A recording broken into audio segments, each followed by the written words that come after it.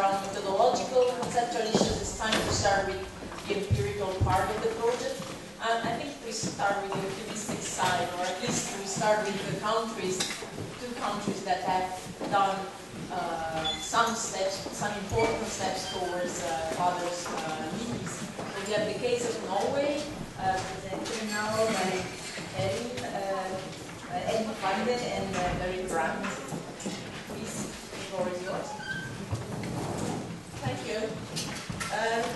I'm Elin Kvande.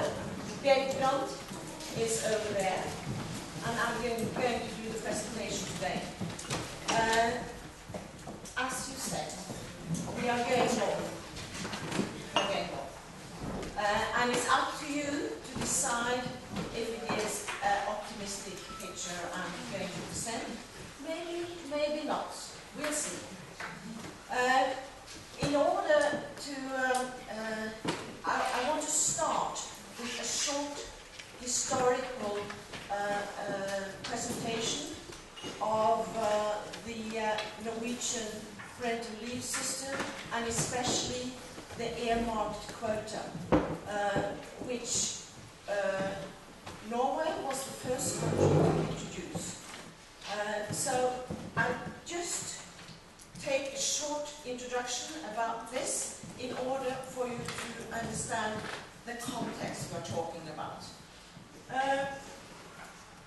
The father's quota, or the earmarked leave for fathers, was introduced by a social democratic government headed by a female Prime Minister, Brandth, in 1993.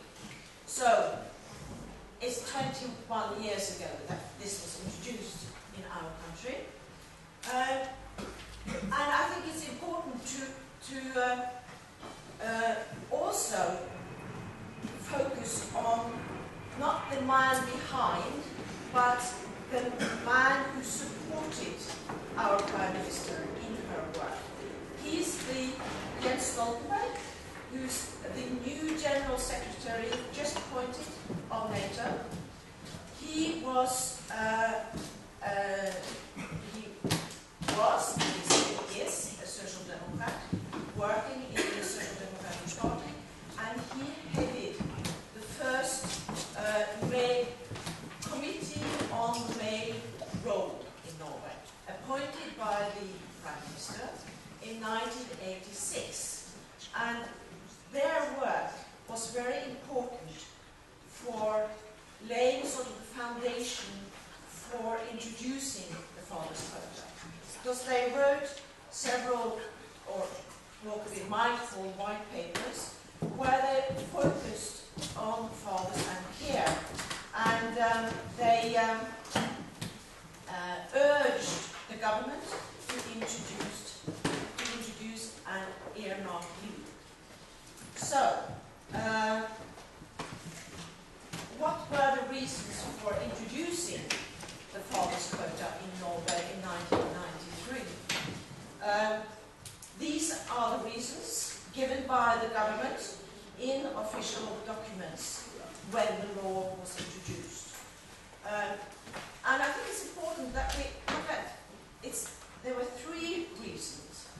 The child needs a caring father, father needs contact with their child, and equality. And it's interesting because it's the last point that has been most focused, but there were actually 3 reasons given. And the child is very much in focus, and I like that. So the child, father, and equality. So 3-4. So, as I said, we've had the quota for the earmarked leave, the father's quota, for 21 years. And Berit and I have been following the introduction of the Norwegian quota for 20 years.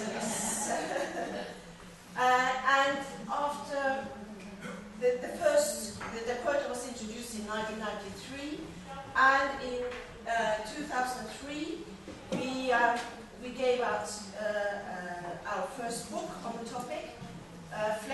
fathers, where we looked into what had happened with the first generation of fathers taking their parental leave, or taking their father's quota. Last year, we celebrated 20 years with the Norwegian fathers quota, and we wrote this, we edited this second book, which Anne-Sophie has also written in, participated in, and many of our Nordic colleagues, where we focus on what has happened in the 20 years with an earmarked leave for fathers. So, we have written in Norwegian. We are 5 million people. But there are quite a few Nordics who understand what we write, and we hope to get it translated into English, this second one. Okay, so in the 20 years or 21 years that we've had the quota has been, or the parental leave system in Norway has changed a bit.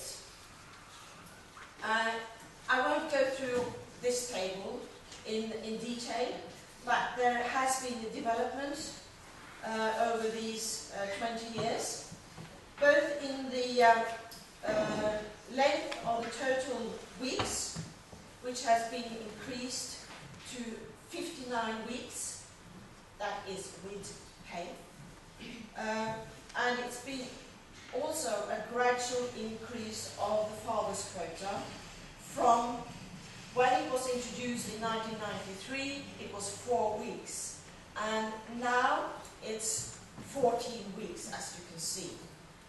That is 2013, it's 14 weeks.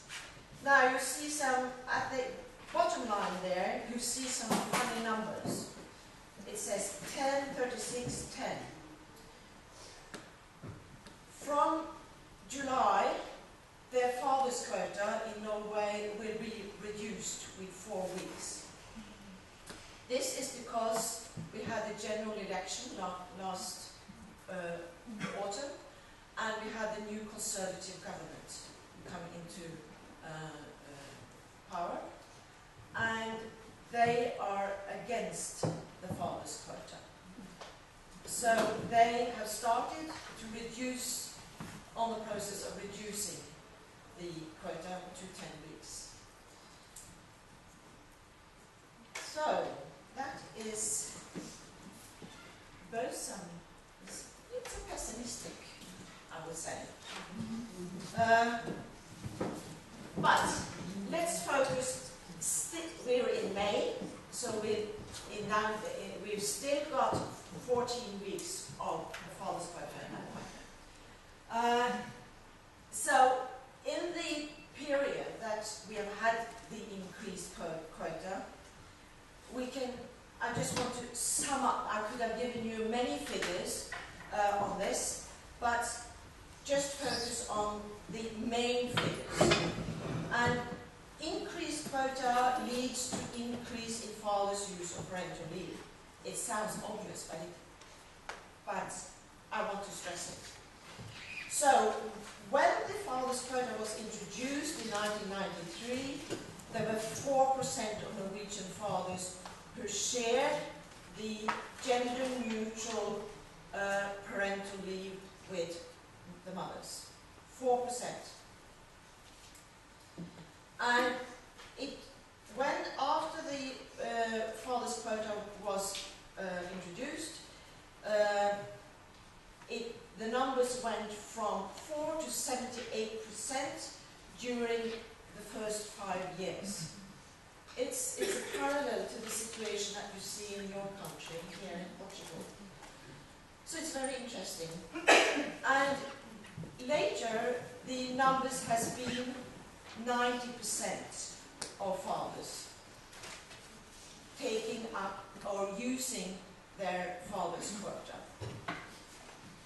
And what is important to, and you see that from the last table I showed, that there was a gradual increase in the father's quota, and every time the quota has been increased, in 2005, 6, 9, 11, the father's uptake has also increased.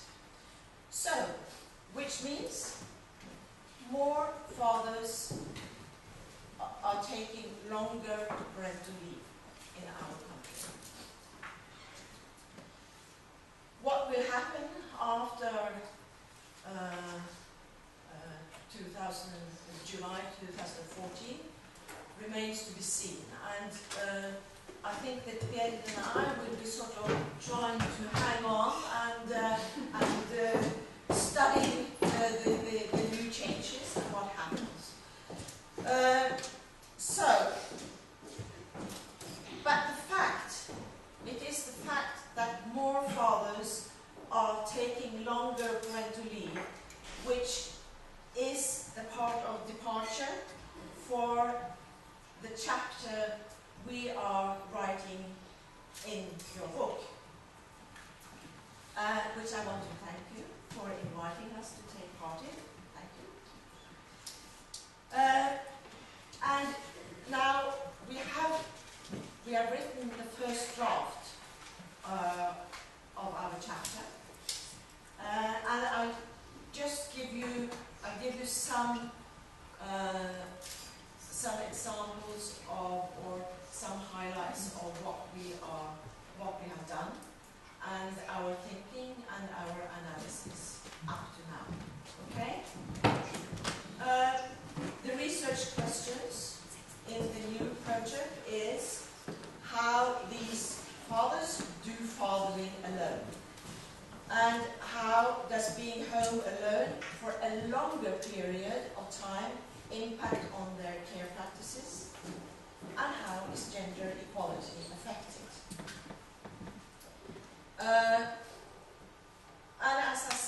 And these fathers in this new project represent the second generation of Norwegian fathers who have used the EEA, which is our point of departure. And they have also experienced a much longer period of leave than the fathers in the first study from the first period, because of the extension of the leave to 10 weeks and now 14 weeks. Okay? Theoretical perspectives. We are very inspired by the doing gender perspective, which Weston Zimmerman introduced, and recognizing that the fathers are entering a highly gendered, or we might call a highly mothered context, which caring for small babies still is. So we are inspired by the doing gender perspective, and within, just to be very short, within this perspective, gender becomes practices and processes. And applying the doing gender perspective, we also we use the concept of doing fathering when focusing on the practices, or what fathers do when they stay at home alone, looking after their babies. And we also use the concept of undoing gender, because this perspective points to situations where gender might be undone. Undoing gender is thus, in our understanding, there are many understandings, there are lots of theoretical discussions on this, but we understand it as a reduction of gender differences.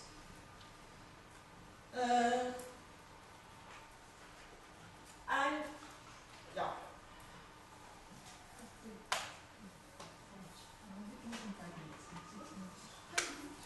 I'll just say that.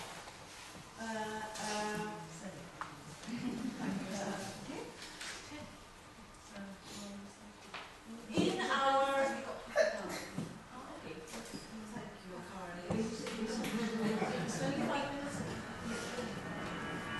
now, in the first study we did, the father's quota was 4 weeks.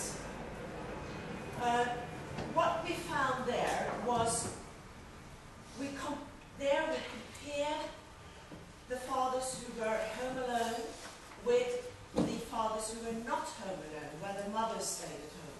And that was where we saw what Margaret talked about, that the home alone fathers, they developed what we called care competence. And we also call it care rationality.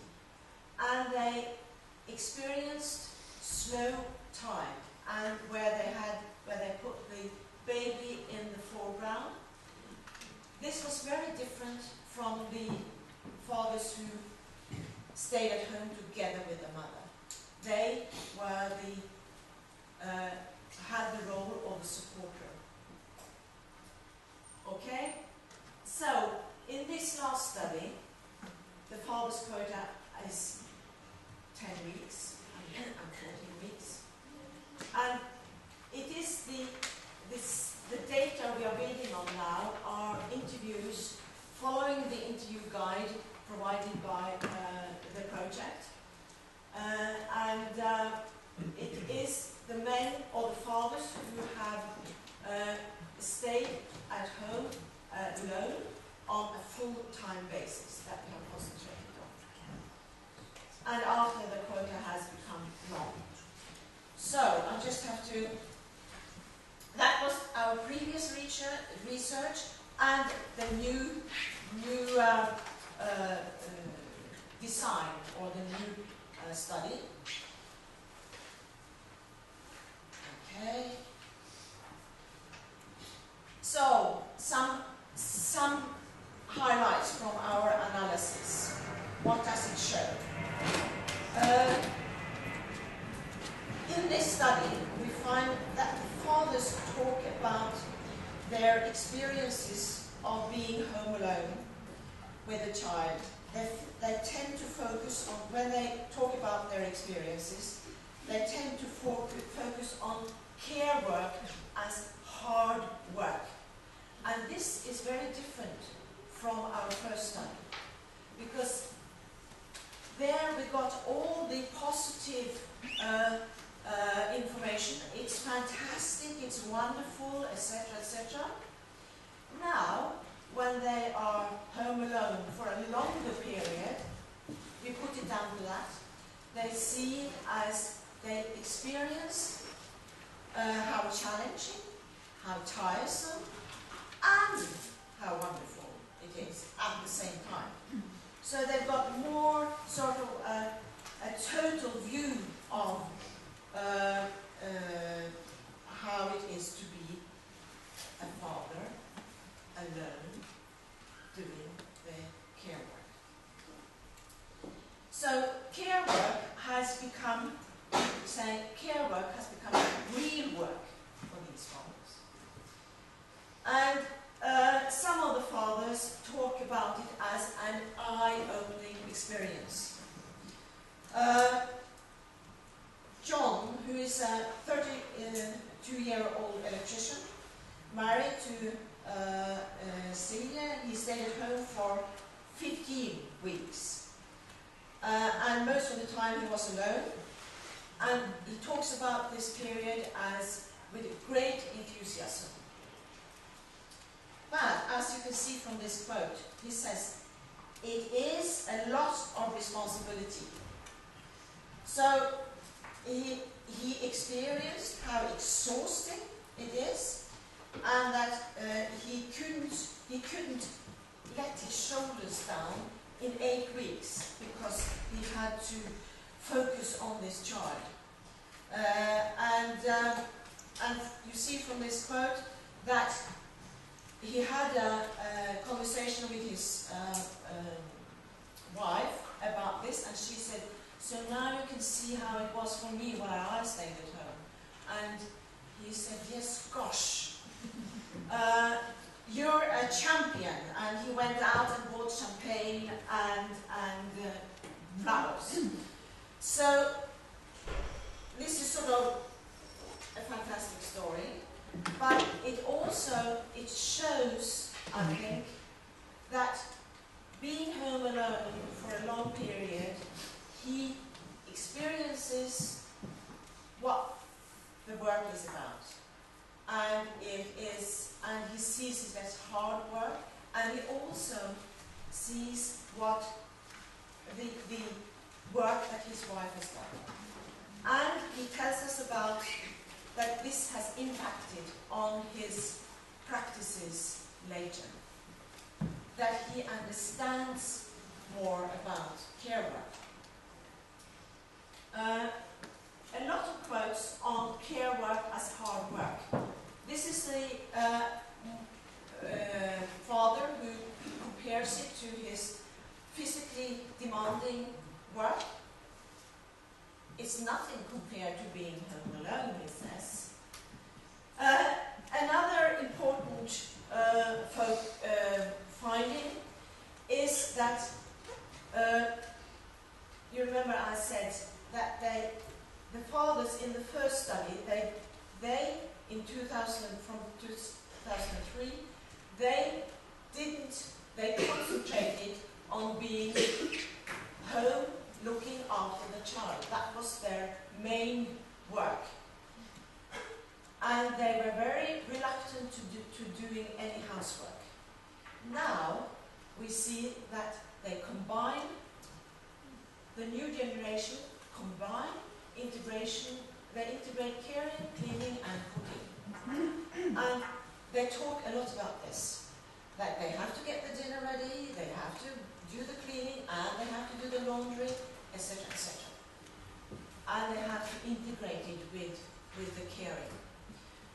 And what is interesting is that Berit told you about the new time use study, and that this we can actually see in quantitative numbers for Norwegian fathers in general, that more fathers are doing more housework. Finally, it's okay. So, care work and housework are intertwined. And you see here that they tend to focus on housework and care work, and they've stopped trying to do all other things like repairing the car or decorating the house, etc., etc. They focus on these activities. One of the fathers said, "Oh, I had planned to go for trips in the woods, sleep in a tent, take the baby with me and sleep in a tent." This is a Norwegian father, of course. "Do some climbing and enjoy myself." No time for doing that. Yeah, okay. So, care work is hard work. We can see that is the process that these fathers encounter, and also the integration process. And we see what we have labeled doing embodied emotions, which becomes very clear. The fathers generally take out their father's quota after the mother has returned to work and the child is approaching 1 year. This often means that the children are awake many more hours than when they were newborn, and this means that the fathers do a lot of activities with their children, which are experienced as very emotionally rewarding for the fathers. So what we see here is he was actually an Englishman who had immigrated to Norway, telling his story. He tells about he said, "I witnessed her saying her first words." He emphasized that this was a combination of interpreting her words and her body language in a special context, because he had spent a long time with her, they had connected, and he understood what she was trying to say, trying to express. And he says that this would not have happened if he had not stayed at home. He says, "I think we got a lot closer. I don't know, we seem to be like a little team. She understands when I talk to her. She just understands like this. Whereas I really miss that I didn't do that with my son, John." So this is an interesting comparison he makes. He didn't have the opportunity to stay home alone with his son when the son was born, and he feels more connected to his baby daughter because he stayed home alone. I think this is important. So what we see here, as he has learned to interpret the unspoken language.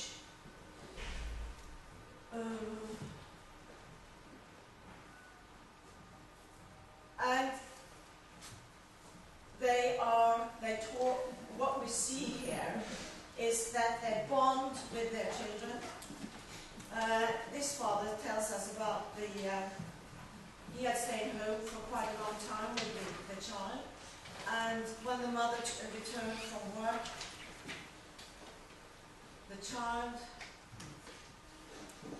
didn't approach the mother.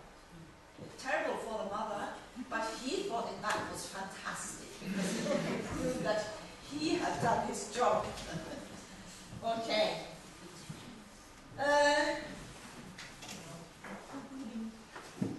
Yeah,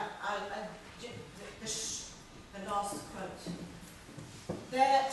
When we talk about parental leave, it's always the question of breastfeeding comes up. So this is the story about one of the fathers who was on parental leave, on his father's quota, when the mother returned home after 10 months at home. He took his parental leave, his father's quota, and the mother was still breastfeeding. So here this is also a very Norwegian story because it was in the winter, and you can see what it tells. He put on his strap the baby to his body, skied. It is actually from a city.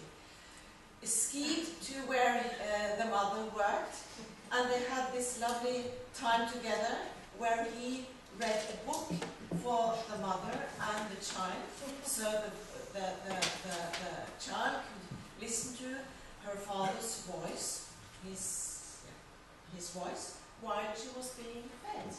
So this is an interesting example of constructing a place for himself in the thoroughly gendered practice of breastfeeding. So we can say that he has deconstructed also, or maybe we can discuss this. In a way, he has deconstructed it as a purely feminine area. Okay? This is to sum up. Care work is hard work, total commitment, etc., etc., etc. I'm ending now. In our design this time, we interviewed fathers who had come from southern European countries and settled in Norway, working in Norway, married to Norwegian women or to women from their own countries who's also working in Norway. And how they experience this father's quota and the earmarking of leave for fathers. And we didn't know what to expect. Did they think that this was the state imposing regulations on their behavior? But what we find is that they experienced it, most of them experienced it as very positive. And Fabio from Italy, he can stand as an example. He thought it was fantastic. And at the time we interviewed him, he was expecting child number 2, and he was bickering with his wife because he wanted to take more leave and she didn't want to give it to him. So they were quarreling about the percentage. So this can stand as an example of that also men coming as settling as immigrants in Norway think that this is an okay experience. Thank you.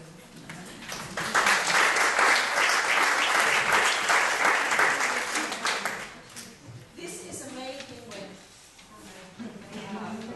The mother is out getting the food. That also sounds very Nordic as an image. It looks very Nordic. So we pass now the word to Karin, who has been studying this study with Mafalda Leitão.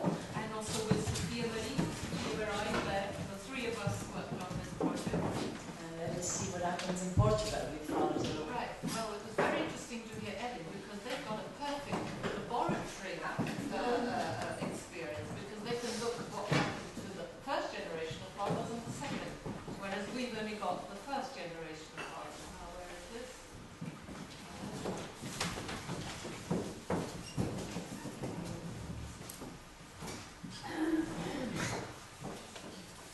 Right. Okay, well, what triggered this project, and both at national level and international level? So, yes. Just forgot to say that we are having the discussion all at the end, because we have been proceeding before discussing. We'll still have half an hour. Yeah, I think because the two papers go so well together.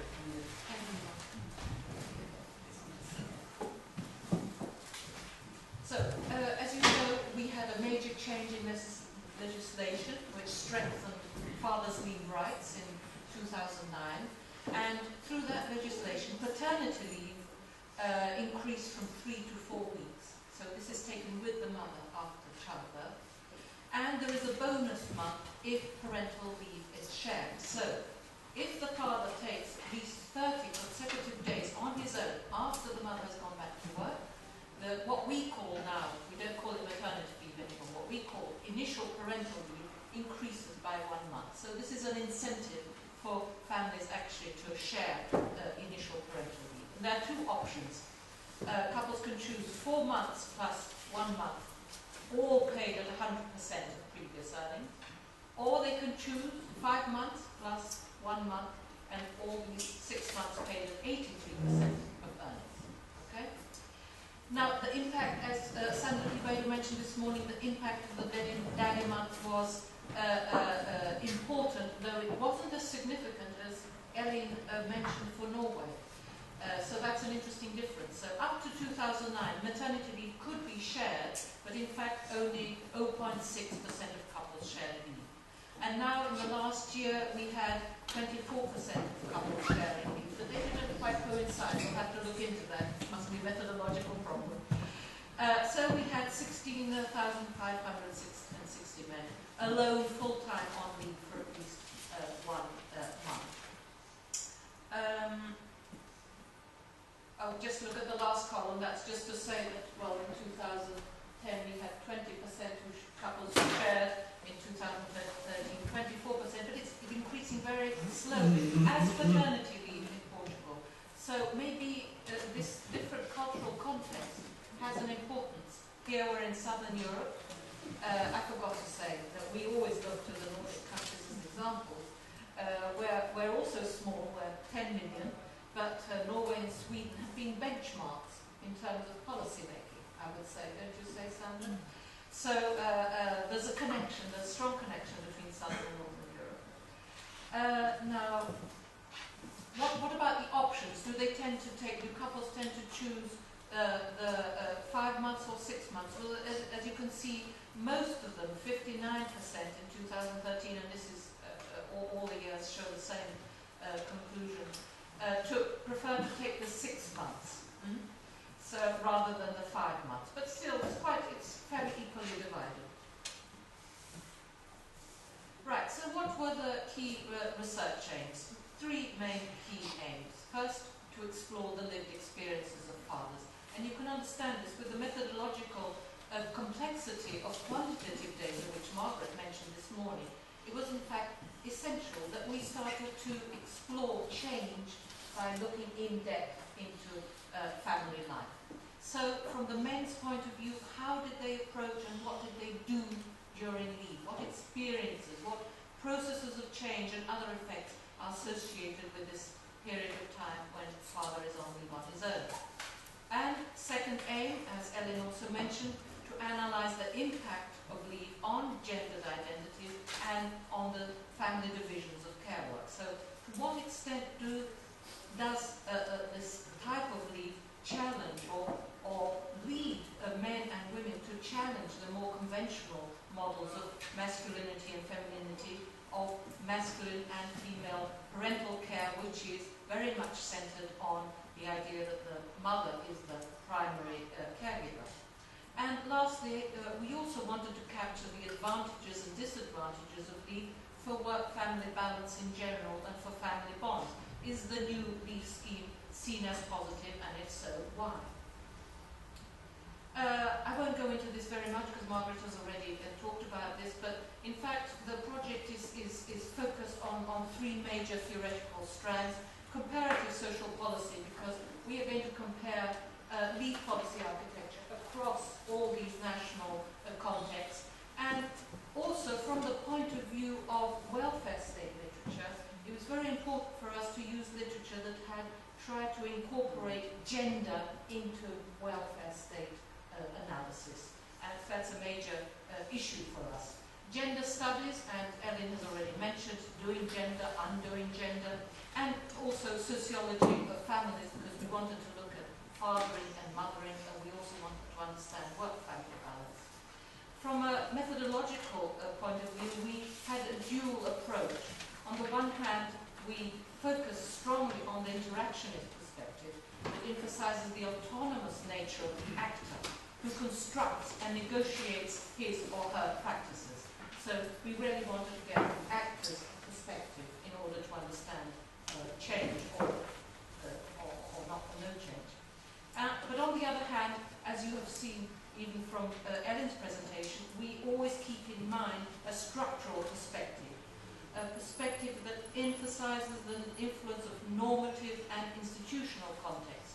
And this is about the policy setting, but it's also about workplace constraints, the gender regime, which is very different, the influence of professional groups such as pediatricians, who, for example, in Portugal, always say that it's better for the child to stay at home and not go to the creche before it is 2 or 3 years old. And all this, of course, creates a complicated, complex, normative context around families, which may, in fact, explain why we go very gradually, why the take-up of fathers is very gradual compared to the Norwegian context, for example. Past research, as Margaret has already mentioned, I think we have 3 main types of research. We have a lot of literature on factors, contexts and policies, for example, labour market context, which facilitate or hinder fathers' take-up of leave. And a lot of us have worked on these factors. Then we have the impact literature. How does leave taking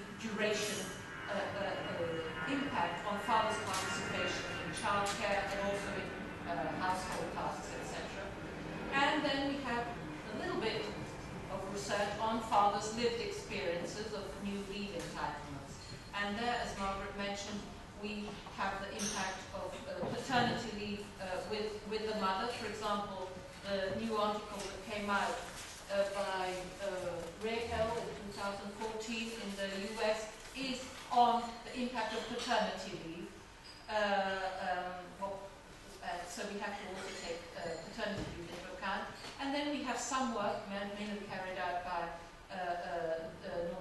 Norwegian research and Swedish research on the home alone leave, the daddy month or the daddy quota. And we also have research, as Margaret mentioned, especially by Andrea Doucet and Laura Merle, on stay-at-home fathers.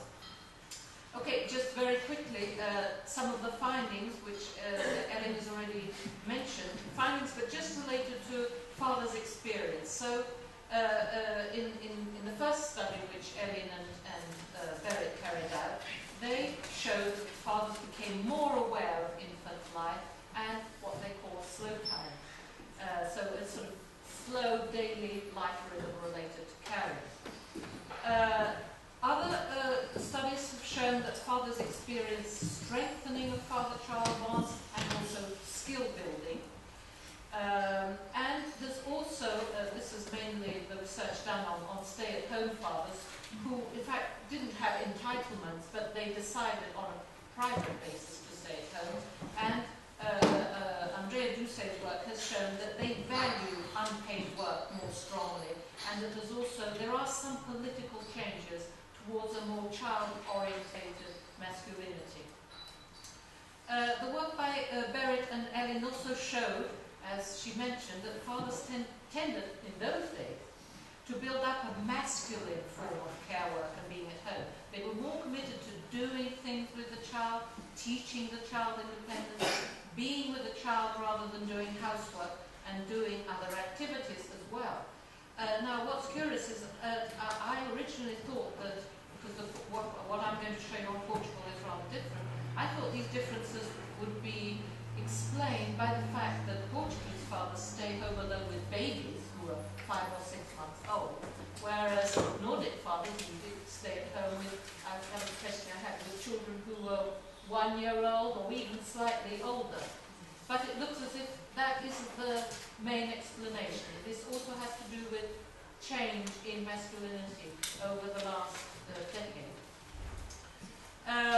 So what they discovered in the 90s, the end of the 90s, was that undoing gender, and this was confirmed by other studies, for example by Anders Kronholm in Sweden, undoing gender was not a major trend in these first studies.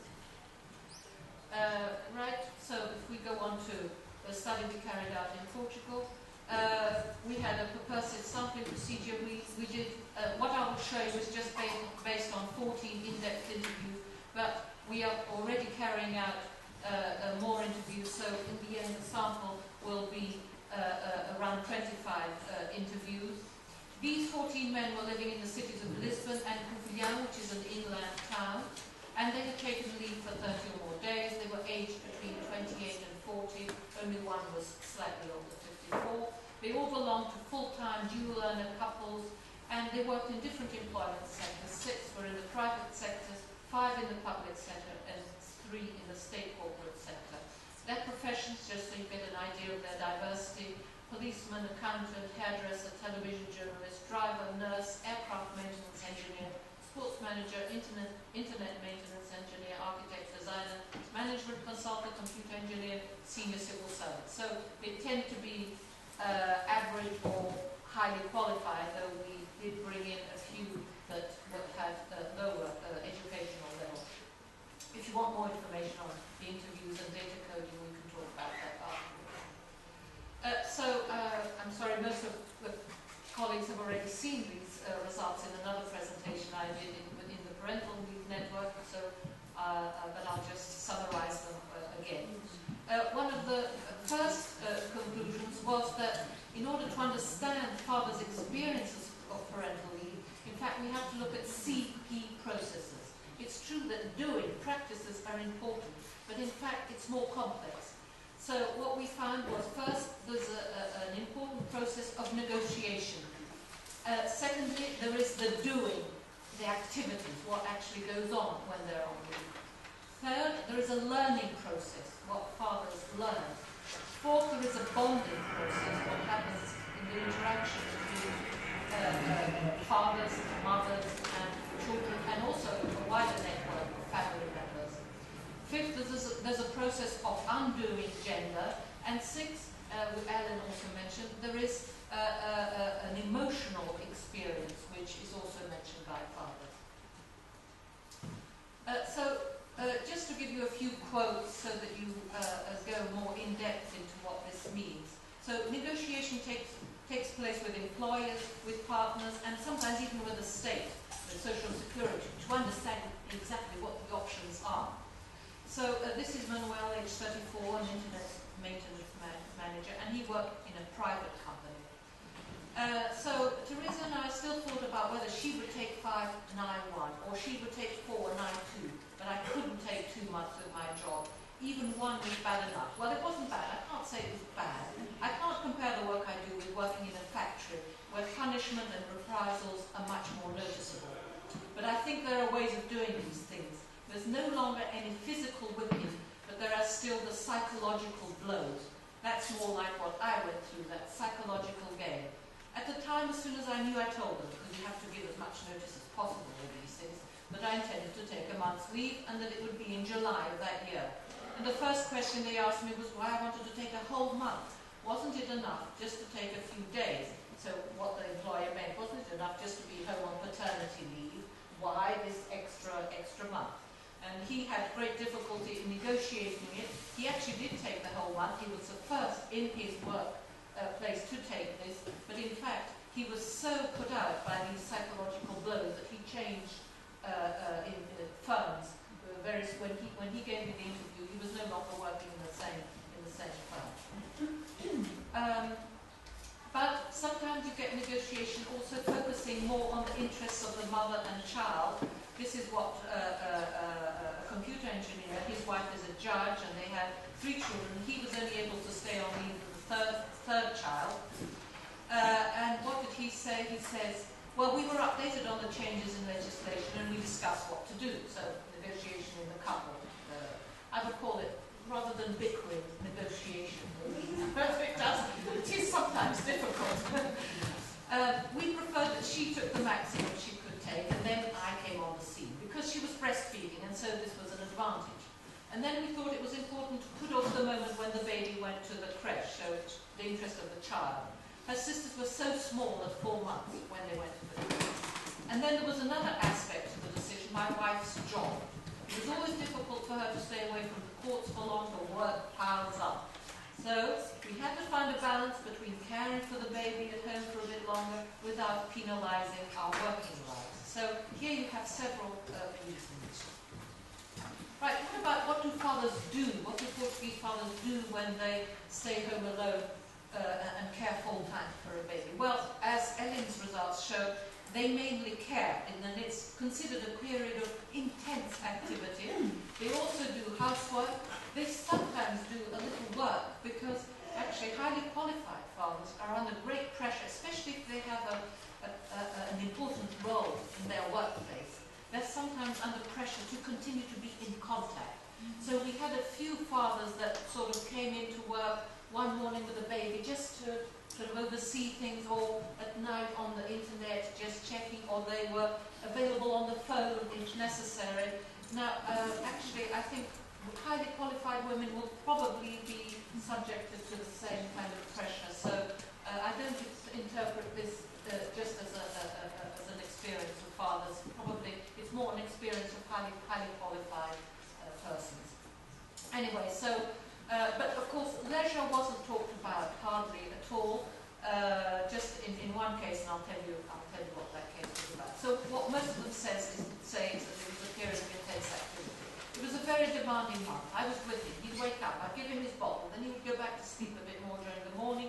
Then I would play with him, I was here with him. Then I'd make lunch, tidy up, spend part of the afternoon with him, interacting with him, playing. Then, well, he would sleep a bit more, but almost every time I thought I'd take a bit of rest, after tidying up and having done all that stuff, he would wake up.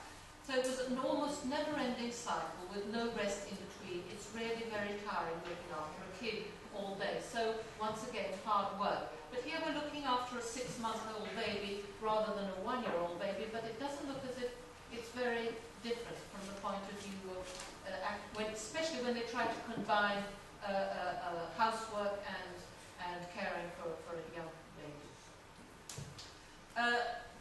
Third key process, learning. So learning how to become an independent and autonomous carer, taking on responsibility, and also learning emotional care. And this is Roberto, a computer engineer. He says, I have a clear idea that I reminded myself to say, right, it's time to feed or give him the bottle, it's time to go to sleep. I may even have done some of these things before with his other children, but it was always with my wife to guide me. This last time I was home alone, so I acted more responsibly. But I also managed to get over that initial panic of saying whenever he cried, oh, he's crying, what's happening? And I said to myself, right, this must be the nappy, or it must be time to give him the bottle.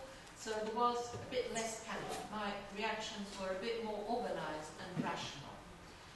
And Raphael, who's 28, says, that's when we truly become parents, isn't it? When we have such a close tie to them that we know just by the kind of crying or by his manner what he wants. It's that kind of awareness which I think is very important. So taking on responsibility, being able to do things on your own, and also learning emotional care. And it's obviously important to be alone in order to be able to learn emotional care.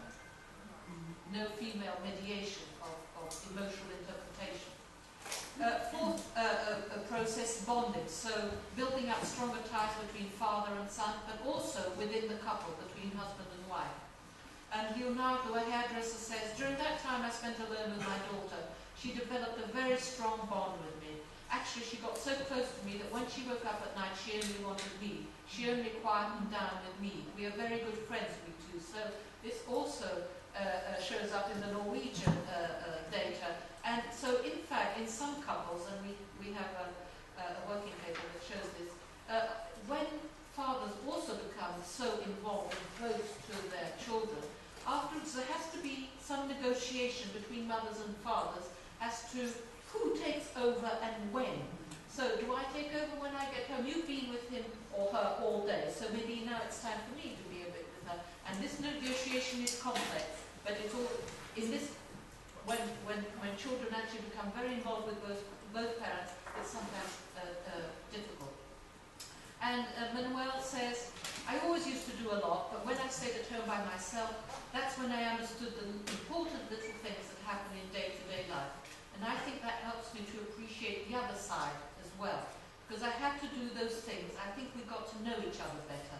And I think it actually helped our relationship quite well. So empathy with the mother, which you also found. Undoing gender. Well, undoing gender is not always about the same thing. Sometimes it's just about moving away from very routine gender practices and female mediation. So I would call this a sort of weak undoing of gender. And in other situations, it's about contesting preconceived male and female roles. So there I would talk about deconstruction of gender differences. And this is a quotation which is more towards the innovation deconstruction profile. Manuel says, I think equality is not just household chores, it's not just your worries, not just the shared parental leave. I think it's the other side, really understanding the man. That other side is more than effort, isn't it? It's more than effort. Making meals, being at home all day, that's an effort, so it's good to share that aspect. The other thing is, I can even sleep with him close beside me, feel his warmth, even though I, the man he means, have to wake up and go and fetch him. Then it's, look, go and fetch him. Right, I'll stick with the worst part, which is going to get him. And you get the best part, which is staying with him in bed and give him the bottle. Why don't we share it the other way round? You go there, make up the bottle, you go fetch him, I'll give it to him in bed. That doesn't happen, but I think that's the next step. That may be the next step. So he's thinking about how to deconstruct these mother and father roles.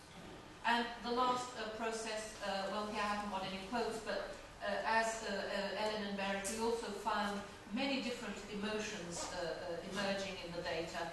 pleasure, liking, happiness, satisfaction, willingness, ability, responsibility, confidence in oneself, but also in the future of the child, connection, proximity, affection, friendship, challenges, testing oneself, pride, calm, empathy, mutual understanding, but also a lot of hardness and references to hard work. So, combining all these six social processes, actually we find a diversity of profiles. We don't only find one type of lived experience. In the Portuguese data, we may change now that we're getting a few more interviews, but it'll be also interesting to compare across countries. We found four main profiles. The more traditional we call the supported profile. Then we have another which is fairly traditional, which we call the fundamental break profile. We have the innovation and independence fathers and the innovation and deconstruction fathers. So let me just very quickly tell you what these profiles are about. So in the first profile, they're supported, these fathers, because a third party is present on a regular basis. And there's somebody who helps with the care. Maybe in the mornings, it may be the afternoons, it may be all day long. Yeah, I'm getting that, yeah. So it's usually either a mother or domestic employee, or the wife, for example, managed to take 2 weeks off and is also at home. The father does have a greater sense of responsibility. He learns a little, but he continues to see himself as a supportive father, as a helper father, in contrast to the mother. And the period of leave is appreciated mainly from the child's point of view and for strengthening family ties. But the fact that the father is left alone is not considered essential. In fact, they would like to have more time with the mother, these fathers. Then we have a second profile, which is the fundamental break profile. And here, the fundamental break fathers have an experience of breaking with highly differentiated gender roles. So these are men who are very weak helper fathers in a context where female management of unpaid work was the rule. They were actually considered as inefficient. They weren't allowed to be responsible for any task, although they would have liked to have taken on more. And so the period of leave offers a time of unusual responsibility and independence, and allows for an important process of learning, not only of material tasks and caring, but also of what parenting is about, parenting concerns. Okay, well, I'll skip to the next. Most of the fathers were in the innovation and independence profile. So in this profile, the father becomes a fully independent carer to whom all tasks can be delegated. The period of leave doesn't bring a lot in terms of new learning. They say, I already knew how to change nappies, I didn't need a parachute, but it's the final step towards full autonomy. In addition to strengthening bonds, there's this importance of creating empathy with the mother's feeling of tiredness when she is the sole carer, and leave alone is seen as crucial for the father to become a highly involved parent and an equal promoter of work-family balance. And the last profile, here the father also becomes an independent carer, but he also regards this period of leave on his own as a fertile ground for building gender equality. And he sees himself as an egalitarian father and partner. And he also tests himself out. He tries to do extra tasks, like going out with the child or having people in for dinner, so he has to take care of the baby and also prepare dinner and go to the supermarket. And he becomes more reflexive with regard to gender relations, questioning those differences between men and women, which are conventionally held to be natural. So, just some conclusions. Sorry, Lara. So, first important conclusion, as revealed by previous research, father's experience of leave alone is highly valued because it contributes to work-family balance and to the strengthening of father-child bonds. And what are the most valued characteristics of the new leave scheme? Well, it's an extra month of well-paid leave for fathers. They don't actually lose income. And the new leave policy does enable them, especially the low-qualified fathers, to take up parental leave. It's also considered very important to be able to care for a child at home for longer, for an extra month, 6 months instead of 4 or 5 months. It's also important because it allows couples to share the professional costs of absence from work, as you saw in one of the quotes. And costs for employers are also distributed. Finally, it is seen to bolster father skills in parenting and unpaid work, and it also enhances fathers' autonomy. They do fathering without female mediation, and it also allows them to understand parenting and work-family stress. And second conclusion, the findings point to a diversity of lived experiences rather than one main pattern. But to understand this diversity, we have to look at those different processes of the lived experience. And our findings in the Portuguese case, and I think it's also the case in Norway now, they don't reveal a dominant form of masculine care.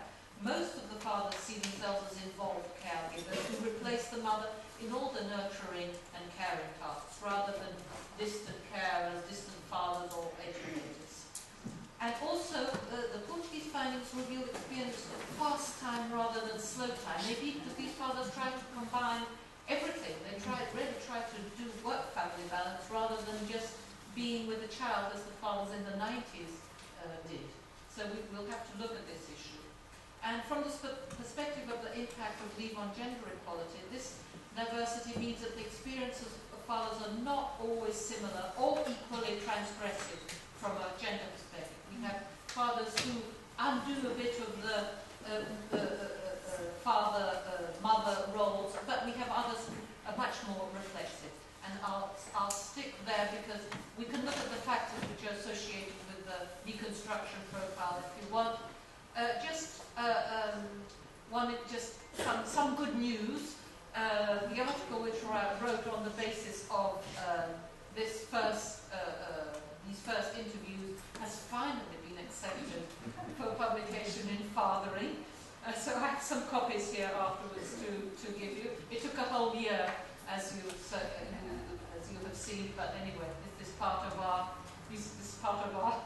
our profession, isn't it?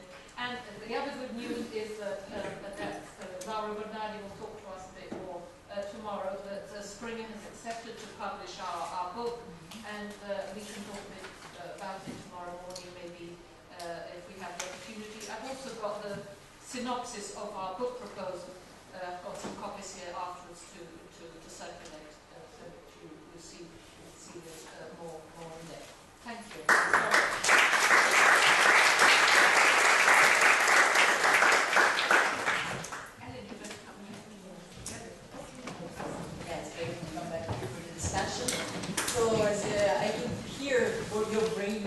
Working on this presentation. It's difficult to start with so much information, so new data. So please, more questions for me.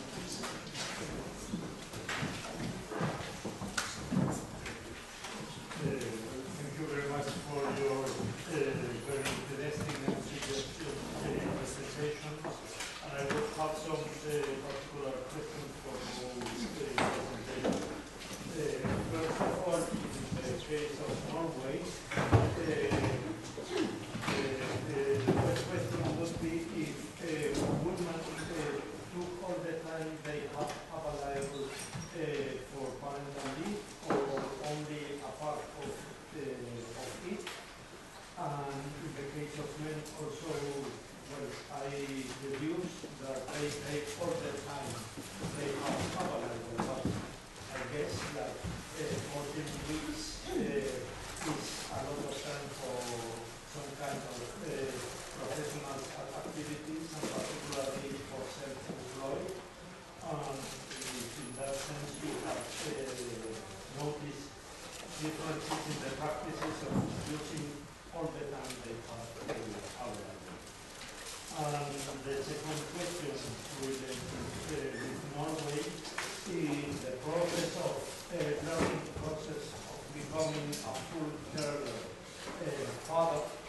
There should be quite big differences between the first and the second child, because with the second child they have some experiences, and some of the expressions and wordings you put on the screen, I suppose that were for the first child, because in our interviews the stressful experiences of not being able to come to terms with all the demanding experience was strongly related with the first child and becoming a father.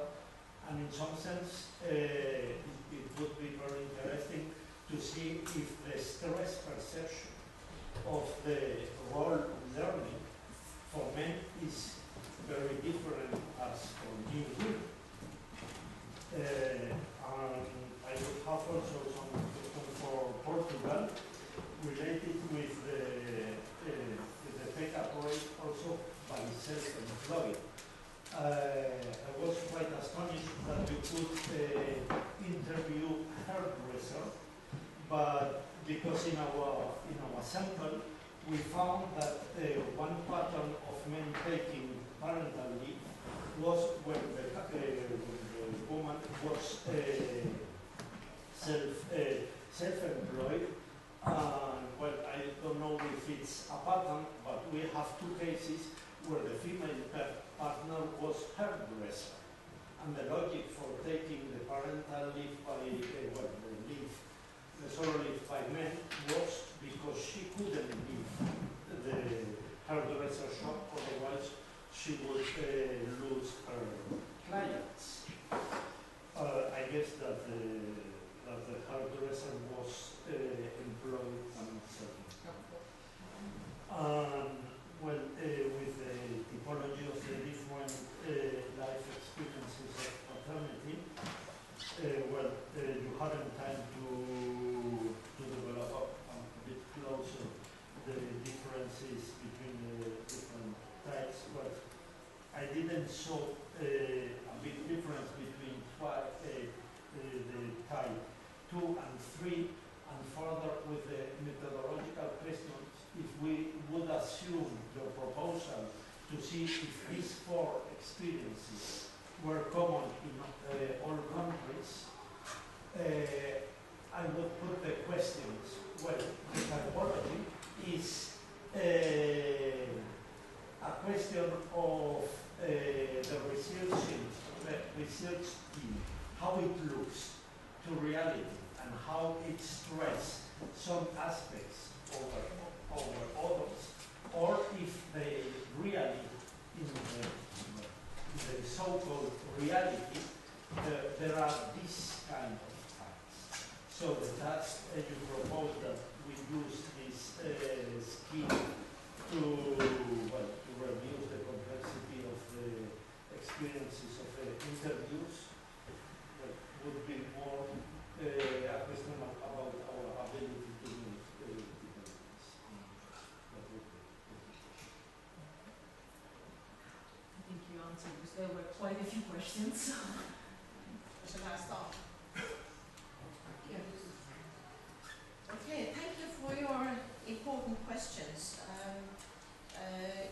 The first one was how about the mother's take-up rate compared to the fathers when it came to the gender-neutral parental leave, shareable part of parental leave.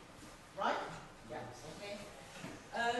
What has happened is that as the father's quota has been increased, the number of fathers taking more of taking the shareable part has declined.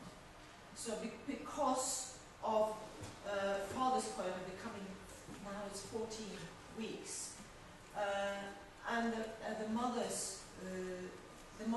is also has an earmarked leave for 14 weeks, and the shareable part is 28. And this tends to become the mother's. Okay? But it's not absolute, it's gender neutral, but it just shows how important it is to have an earmarked leave for fathers. So that was the first one, and then it was about the father's take up on part-time or full-time basis. I didn't mention in my presentation that there has been a great pressure to introduce more flexibility in the father's quota, and this has now been introduced, and we have written about this, that what is happening, and 24% of the fathers take their father's quota on a flexible basis, on part-time basis, or that they postpone it. They can actually take it until the age of child is 3 years old. And what we see is that, or we haven't written about this yet, but because we haven't got into the data on how this is affecting the care needed. But what we see is that in the situations where the fathers take the part-time leave, work tends to dominate for fathers when they are home on leave. So they bring with them, it doesn't represent the same boundary against work.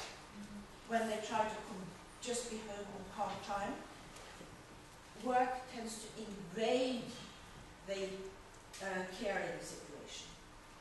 Understand? Because they go to work 2 days a week, stay at home 2 days, etc., etc., and they bring work with them in their lives, or it's a stressful situation. We've written about this, we're trying to get it accepted. But we had planned to compare the part-timers with the full-timers in this chapter as well from the book. That was the original idea. But we decided it was so interesting to look at the full-timers and compare to what has happened during the 10 years, the 20 years. So we choose that comparative design instead.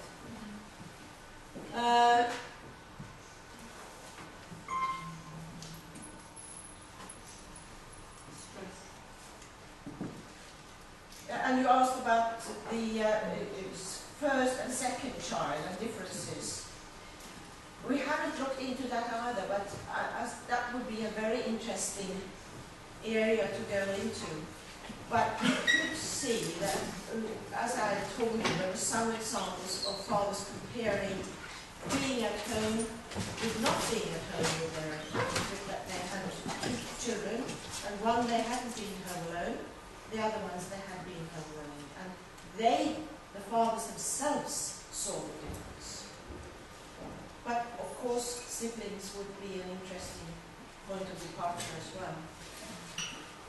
More ideas? Karin, you want to add something? Yes. Well, just in relation to this question, as you saw, we had Roberto, who had 3 children. He'd never been on leave alone before, and he was in a panic. He had to organize his reactions, and he learned how to look after a baby. And this was already his 3rd child. So yes, I'm sure that you're right. It's probably this dealing with panic is probably also built into new fathering and new mothering.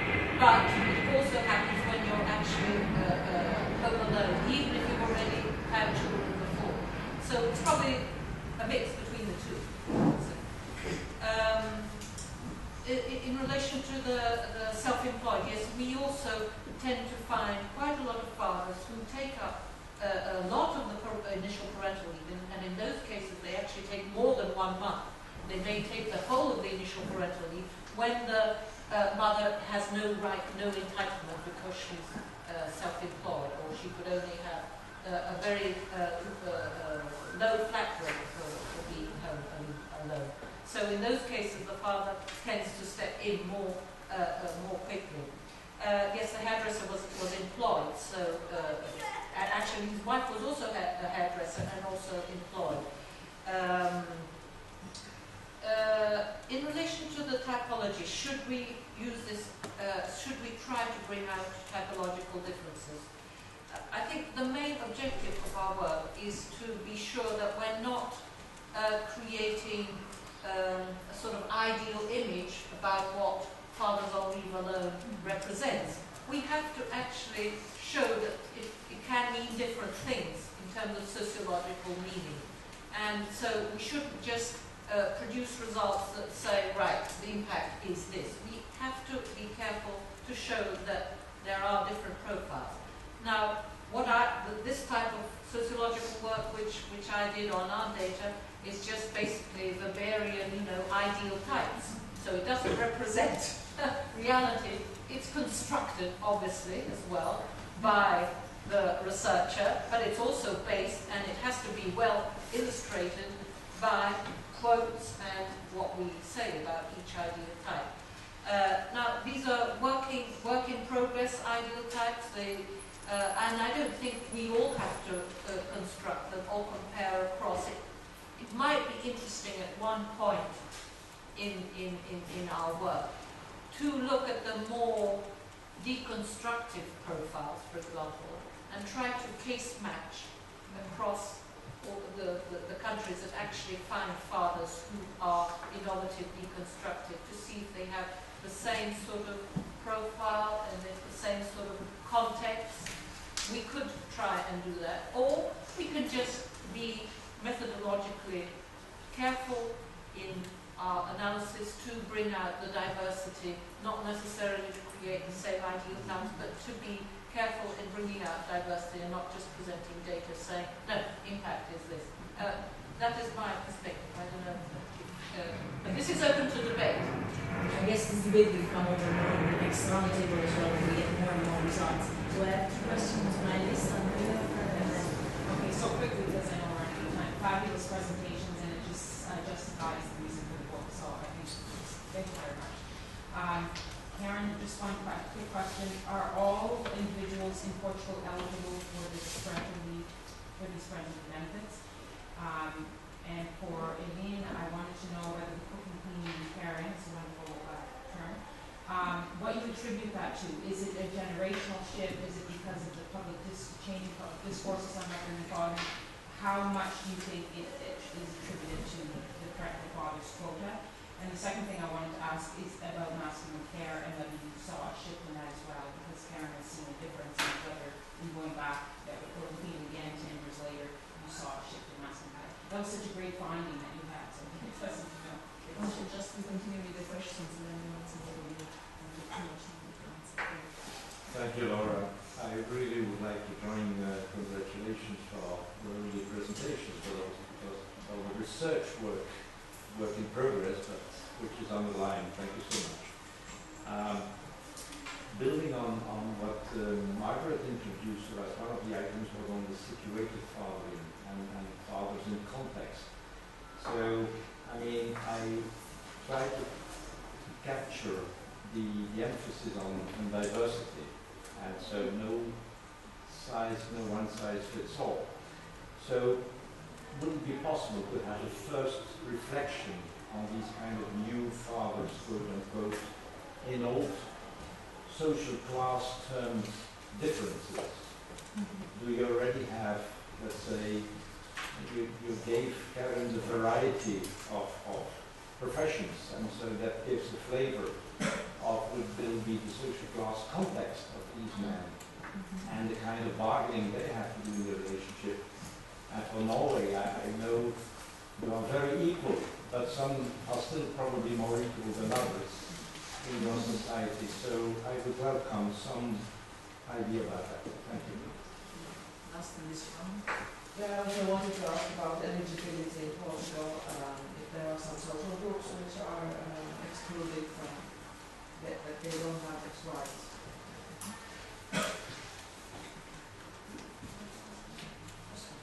Well, from the eligibility point of view, anybody who has contributed to social security will be eligible. Those who haven't are also eligible, but they get a flat rate benefit, so it's not the same. It's very different. Mafalda, do you want to ask something? To get that flat rate benefit, the total income of the household cannot be above 330 euros per month. So not all fathers, neither mothers, are eligible to maternity leave. In this case, initial parental leave. They must have a period of 6 months of records 630. 600 full-time Yeah. or But if they are unemployed, and if they are receiving unemployment benefit, they are eligible. Those who are not working or they are working but they don't have that 6-month records, they are eligible, but just at least they don't have family income above 300 euros per month. 330 euros per month. But that's very good. Most of us are working. Sorry? 330 euros per month. It's very low. Yes, it's very low. Yes, it is. So it's just It's also social benefit. But that's very recent in Portugal. It's only from 2007. Before 2007, they don't receive anything. so we do have some groups who are excluded. Yes. In relation to Fred's question, situated fathering, just try to go back.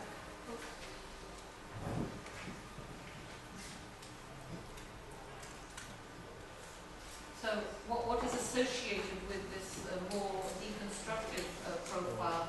Well, actually quite a lot of factors. First, there is a project and a desire for individualized parenthood. So the idea that you should take everything on, that you should do everything in your own way. Then there is, in all these fathers, in this profile, the proactive behavior, what I call agency. They make an extra effort to do this and much more. You know, as I said, doing dinner for 10 people, and being sure that you really know how to do everything at home. Then they usually belong to egalitarian dual learning couples, both in norms and practices. So couples who are already trying to neutralize gender in family roles and places. So, and who think that the ideal would be to have all things done either by one or by the other. They're also very much focused on the work-family balance. The idea that both men and women should have a good work-family balance. So they're not totally career-orientated. The value of work-family balance is also very important. And they are men who have, on the whole, medium to high educational level, so they tend to be the ones that in our interviews, more highly skilled, highly qualified fathers. But sometimes they may have, on the other hand, slightly lower professional status in relation to their wives, which in fact, in the power relationship in the couple, means that the wife's career is important in terms of the couple. So the father has to, or there's pressure for the father to share all the care and all the housework because the wife has a very important career. So those are the fathers in this profile in the Portuguese case. So more highly qualified, either equal status or then although he's highly qualified, he may have a slightly lower professional status or earn slightly less than the wife. So that makes for more sharing in the couple. Yeah, okay, so this will show I think I answered the question. I wonder if you have unemployed fathers in your family. No.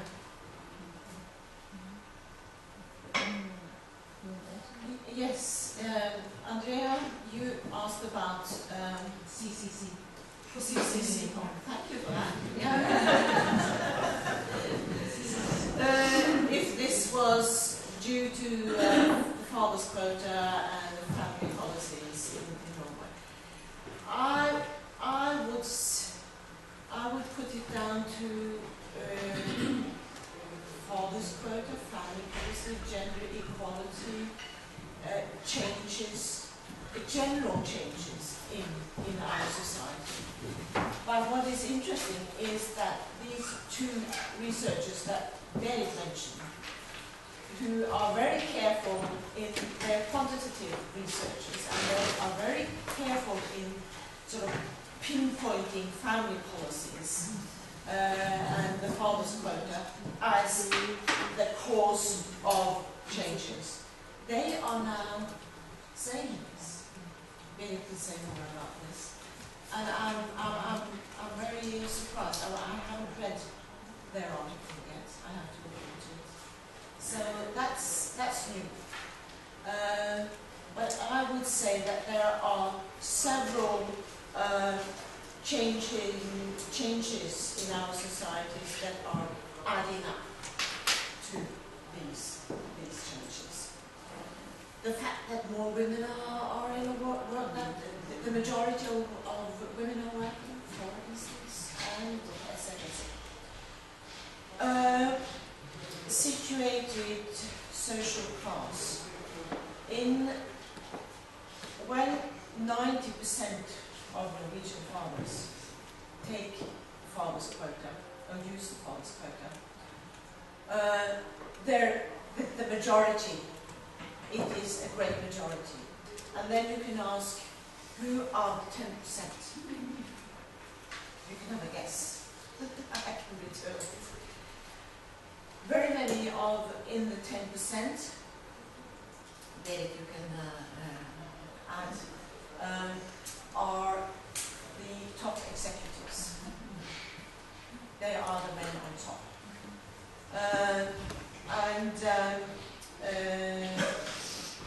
We have two Norwegian researchers, Mafalda. She sounds like she's from Iceland, but she's Norwegian. She's written a lot about these fathers who don't go on leave. But in our sample for this chapter or this contribution, we have a surprisingly good selection of the class background. We have carpenters, we have electricians, we have engineers, we have doctors. So there are professional workers and what we would say working class occupations represented. We haven't gone into the class question yet, but we've written about this in the book on Nordic farming that has come. So one last question. Thank you. Thanks so much for the presentation. It was really interesting. I was wondering, given what you were talking about increased empathy from these men who take in lead about the role of the women and the amount of care work and domestic work which is done, whether they talked about the future impact on their, for example, on their work division of care work, whether they will do part-time work or flexible work, or do they see any changes in the future because of this leave?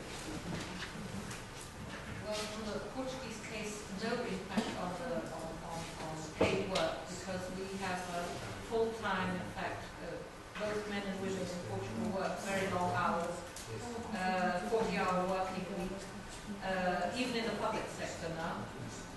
So the idea that they should either the wife or the man go into part-time is not usually an option. So in our case, no. But an impact, yes, in terms of involvement with parenting. That this should continue, that the sharing should be taken up as the child grows. Yes, they met. In fact, I didn't show that quote, but it's interesting to see that fathers think that the fact that they were more involved, and are going to be more involved, will ensure a better future for the child. The child will be more protected, will be better brought up, it will grow up well, so child well-being in the future is mentioned by father. A very small one is if you think that Scottish system has an impact in the birth rate. Our system, according to me, You have a nice rate compared to the other countries in Europe. Yes, I'm a sociologist, and as a demographer, if I was a demographer, I wouldn't be able to verify it. But I'm a sociologist, and I say that certainly it has. I'm sure about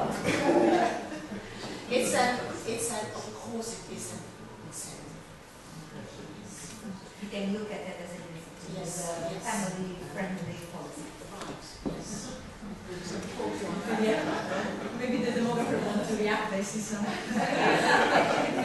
here in the book that you wrote, there's a chapter by me and Kvande that you wrote. I know. Yeah, but you aren't quite clear, are you? You see the whole Oh, we have I know, but what we have done now is trying to do the kind of studies that Margaret referred to this different studies, looking at this before and after and see how that is. And of course, it's very, very difficult to find an effect on the birth from reforms like this. But, yeah. And I think what you do when you do those studies is that you actually you narrow down what you're looking at and you take away these kind of indirect effects. So it's very good, but I think something to discuss. I'm afraid we have to interrupt there. Sorry. Just one small question. I really appreciate all the connections and the cases are they will be very interesting. I was wondering if from previous research we can have any idea about the prevalence of these fathers staying alone or not alone at home.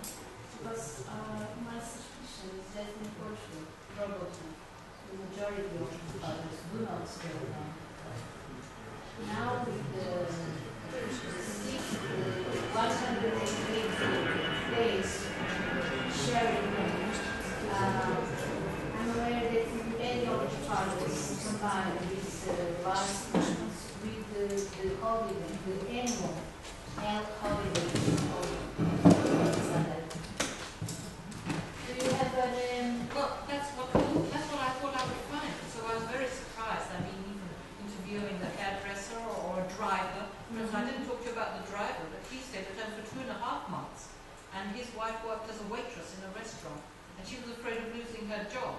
So, yes, some of them do stay, have wives on holidays for the last month, or have a mother helping out. But in fact, it was the majority.